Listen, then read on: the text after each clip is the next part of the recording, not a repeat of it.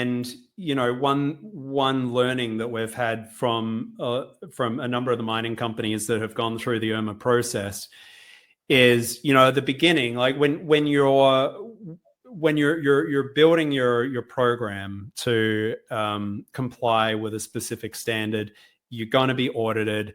There's obviously going to be a temptation to think that you're sort of revising for the exam, as it were. I think that's just natural. But for companies that have gone through the process, we find very often that they come out on the other side thinking less about IRMA being an audit, which it is, and thinking more about it as, to quote, a roadmap to operational excellence. Because what it's really doing is it's making better businesses. Because you can look at a standard and think, oh, these are just the boxes that we need to check.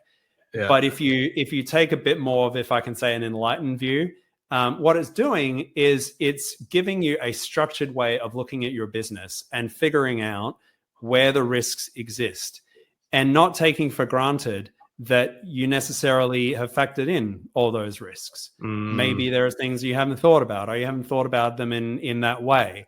And so it really gives an opportunity to take those corrective actions and close those gaps. And if you're closing those gaps, you are inherently creating a better business, because you're reducing your risk. You are, and risk to you, risk to your investors, risk to your customers, and importantly, risk to impacted communities and workers.